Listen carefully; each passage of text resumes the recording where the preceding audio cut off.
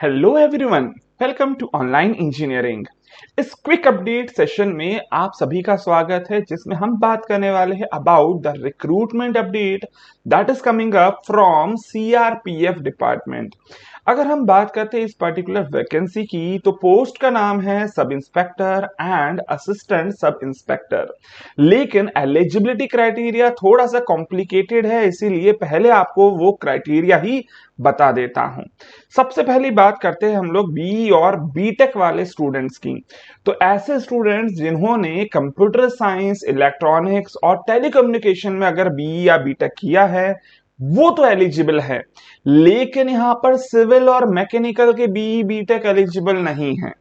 सबसे पहली बात बी और बीटेक की हमने यहां पर समझी। उसके बाद अगर मैं डिप्लोमा की बात करता हूं, तो डिप्लोमा वाले स्टूडेंट्स में सिविल और मैकेनिकल वाले स्टूडेंट्स एलिजिबल हैं, लेकिन इलेक्ट्रिकल और इलेक्ट्रॉनिक्स या फिर कंप्यूटर साइंस वाले स्टूडेंट्स एलिजिबल नहीं हैं। तो अगर मैं अपने most of the majority subscribers की बात करता हूं सिविल इंजीनियर्स की, तो सिविल में जिन्होंने डिप्लोमा किया है वो सभी एलिजिबल है। उसमें भी एक छोटा सा और कॉम्प्लिकेशन है कि सिर्फ और सिर्फ मेल कैंडिडेट्स एलिजिबल है। That means in short, civil के डिप्लोमा मेल कैंडिडेट्स यहां पर एलिजिबल है अमंग अवर मेजर सब्सक्राइबर्स। चलिए अब बात करते हैं यहां पर वैकेंसी के बारे में। मैंने पोस्ट का नाम तो पहले ही दे दिया है, लेकिन अब बात कर लेते हैं कि सर अप्लाई करना है आप सभी को यहां पर फ्रॉम फर्स्ट ऑफ मई और 21 ऑफ मई तक आप यहां पर अप्लाई कर सकते हैं। जो एडमिट कार्ड है वो 13th ऑफ जून को आ जाएगा, जबकि एग्जाम का डेट भी यहां पर ऑलरेडी यहां पर अनाउंस कर दिया गया है as 24 to 25 of June. That means ऐसे स्टूडेंट्स जिनकी तैयारी ऑलरेडी कंप्लीट हो चुकी है, वही स्टूडेंट्स को मैं यहां पर रिकमेंड करूंगा कि आप लोग यहां पर फॉर्म फिलअप करिए।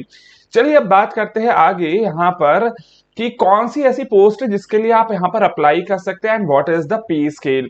तो देखिए यहां पर सबसे पहले की जो 4 वैकेंसीज है उनके लिए पे मैट्रिक्स है 35,400 टू 1,12,400, और इन्हीं में आता है हमारा सब इंस्पेक्टर सिविल, जिसके लिए डिप्लोमा वाले सिविल के स्टूडेंट्स एक्चुअली एलिजिबल हैं।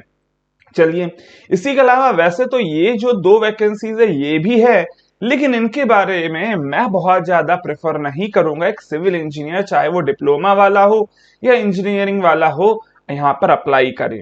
चलिए अभी आगे बढ़ते हैं। सबसे पहले बात करते हैं अब about the number of vacancies. जैसा कि मैंने बात करी about the civil, male candidates यहां पर एलिजिबल है। टोटल नंबर ऑफ वैकेंसीज तो 20 है, लेकिन अनरिजर्व कैटेगरी में 8, ईडब्ल्यूएस में 2, ओबीसी में 5, एससी में 3 और एसटी में 2 वैकेंसीज यहां पर दी गई हैं। इसी के अलावा ये जो सब इंस्पेक्टर टेक्निकल है, इससे भी काफी सारे स्टूडेंट्स अट्रैक्ट होंगे, क्योंकि लगता है ऐसा कि टेक्निकल मतलब इंजीनियर्स यहां पर अप्लाई करेंगे, बट दुख की बात यह है कि सिविल इंजीनियर्स यहां पर अलाउ नहीं किए गए। कंप्यूटर साइंस, इलेक्ट्रॉनिक्स और टेलीकम्युनिकेशन वालों को यहां पर अलाउ किया गया है। चलिए इसी के अलावा ये भी है यहां पर assistant sub inspector technical 146 vacancies. इससे बहुत ज्यादा नंबर ऑफ स्टूडेंट्स अट्रैक्ट होते हैं, बट अगेन यहां पर ब्रांच का प्रॉब्लम आ सकता है सिविल इंजीनियर्स को। अब बात कर लेते चलिए about the age criteria. Age criteria की बात करें, देखिए सब इंस्पेक्टर के लिए जो एज है that is 21 to 30 years of age यहां पर आप भर सकते हैं। एग्जैक्टली डेट भी लिखकर दे दी है कि भाई इस बीच में अगर आपकी डेट ऑफ बर्थ है तो आप यहां पर अप्लाई कर सकते हैं। असिस्टेंट सब इंस्पेक्टर की बात कर ले, 18 से लेकर 25 साल की उम्र वाले अप्लाई कर सकते हैं। एग्जैक्टली डेट ऑफ बर्थ भी यहां पर मेंशन करके दे दी गई है। कुछ एज में रिलैक्सेशन है, जैसे एससी और एसटी को 5 ईयर्स का, ओबीसी वालों को 3 साल का। इसके अलावा कुछ सेंट्रल गवर्नमेंट सर्वेंट्स को भी यहां पर एज रिलैक्सेशन दिए गए हैं। नेक्स्ट अब बात कर लेते हैं कि सर सिलेक्शन होने कैसे वाला है, इसके बारे में भी बात करें। बट उसके पहले जैसा मैंने अभी आपको बोला, एलिजिबिलिटी क्राइटेरिया थोड़ा सा कॉम्प्लेक्स है। देखिए ये है आपका टेक्निकल वाली पोस्ट, जिसमें एक्चुअली एलिजिबल है बी और बीटेक, इलेक्ट्रॉनिक्स, कंप्यूटर साइंस और टेलीकम्युनिकेशन एज मेन सब्जेक्ट्स, या फिर इसके इक्विवेलेंट अगर आपकी कोई पर्टिकुलर डिग्री है तो आप भी यहां पर अप्लाई कर सकते हैं। सिविल वालों की बात करें तो देखिए सिविल में साफ साफ लिखा है मेल ओनली, 3 साल का आपका डिप्लोमा कंप्लीट होना चाहिए इन सिविल इंजीनियरिंग, या इसके इक्विवेलेंट भी बोल सकते हो आप। लेकिन इसी के अलावा अगर मैं बात करता हूं, यहां पे भी बहुत सारे स्टूडेंट्स अट्रैक्ट होते हैं। टेक्निकल वर्ड देखकर। बट ध्यान दीजिएगा ये बीएससी डिग्री वाले के लिए एक्चुअली वैकेंसी है, या अगर आपने 10th पास करी हुई है और डिप्लोमा किया है कंप्यूटर या फिर इलेक्ट्रॉनिक्स या फिर रेडियो इंजीनियरिंग में, तो आप यहाँ पर अप्लाई कर सकते हैं। इसी के अलावा कुछ और भी वैकेंसीज है असिस्टेंट सब इंस्पेक्टर की, जिसमें एक्चुअली आपने अगर कंप्लीट करा है 3 साल का डिप्लोमा इन सिविल और मैकेनिकल, इसमें भी आप यहां पर अप्लाई कर सकते हो। तो अगर मैं बात करूं टोटल 2 वैकेंसीज है जिसमें आप अप्लाई कर सकते हो, बट अप्लाई भी कौन करेगा, सिर्फ और सिर्फ डिप्लोमा वाले स्टूडेंट्स।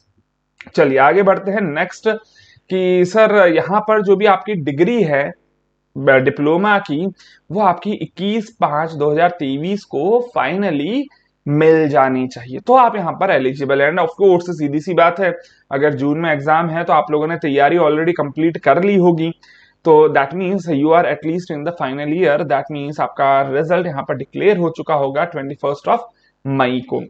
आगे बढ़ते इसी के अलावा सर कैसे अप्लाई करना है, तो भैया वो कुछ यहाँ पर डिटेल्स दे दी गई है, that what are the steps to apply. बहुत बेसिक स्टेप्स है जो कि आप किसी भी ऑनलाइन फॉर्म में भरते हैं तो आप यूज करते हैं, तो वो सारी बातें यहाँ पर दे दी गई है कि पेमेंट कैसे करनी है, क्या डेट होगी यहाँ पर लास्ट डेट। नेक्स्ट बात आ जाती है कि सर एग्जाम कौन सी सिटीज में होगा, तो कोई भी पर्टिकुलर स्टेट में ऑल ओवर इंडिया होने वाला है, कोई भी स्टेट की जो मेजर सिटीज है उनमें ये एग्जाम कंडक्ट होने वाला है।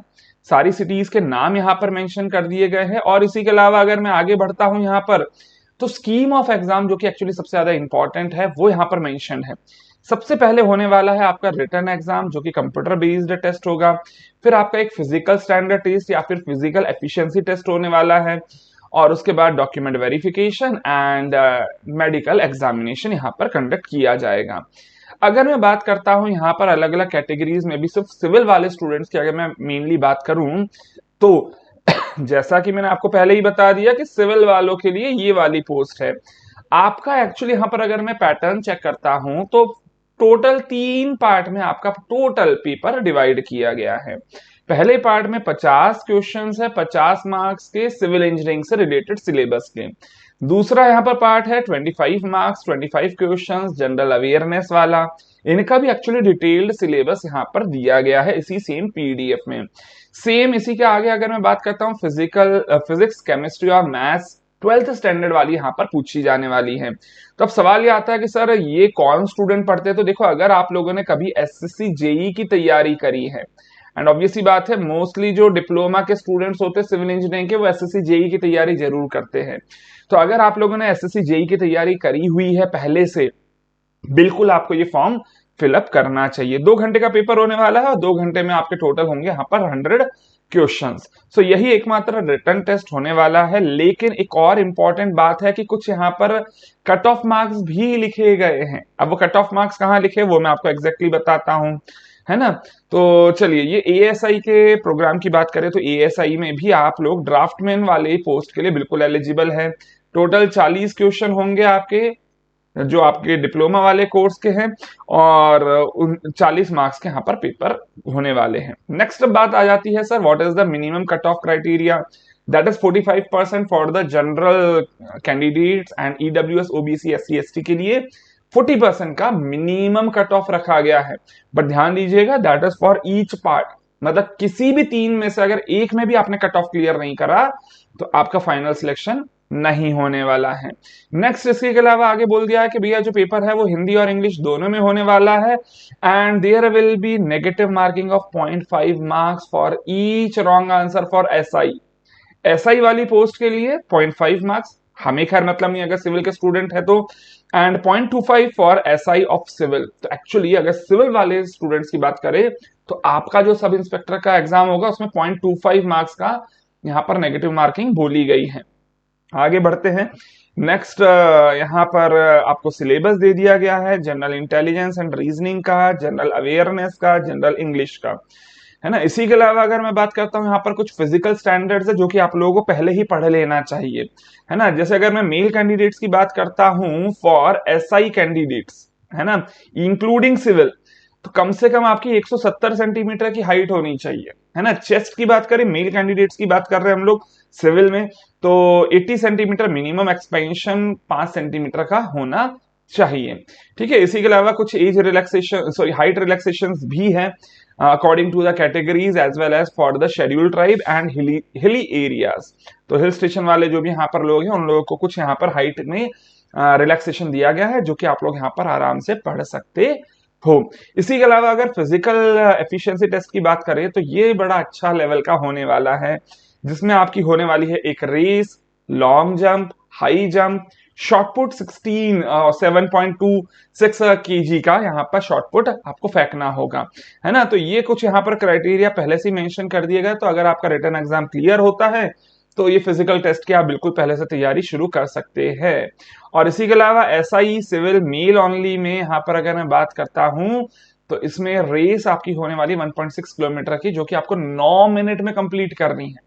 ठीक है, चलिए अभी आगे बढ़ते हैं। नेक्स्ट यहाँ पर कुछ बाकी सारे मेडिकल कैटेगरीज वगैरह के बारे में यहाँ पर डिस्क्रिप्शन दे दिया गया है, बट ये सब आगे की बातें हैं। मेरा ये बोलना है कि कम से कम आप यहाँ पर पेपर का पैटर्न देख ले और इसी के अलावा आप फिजिकल टेस्ट जरूर देख ले। बाकी मेडिकल वाले यहाँ पर क्राइटेरिया अभी मैं देखने के लिए नहीं बोलूंगा।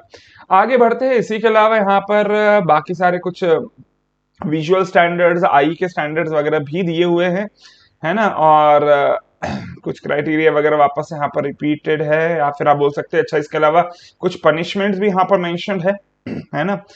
सो दैट्स ऑल, जो कि एक्चुअली इंपॉर्टेंट था इस पर्टिकुलर नोटिफिकेशन के लिए, है ना।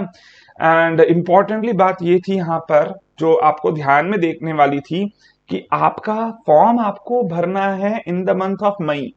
एग्जाम होने वाली है just after 1 month, that is June month.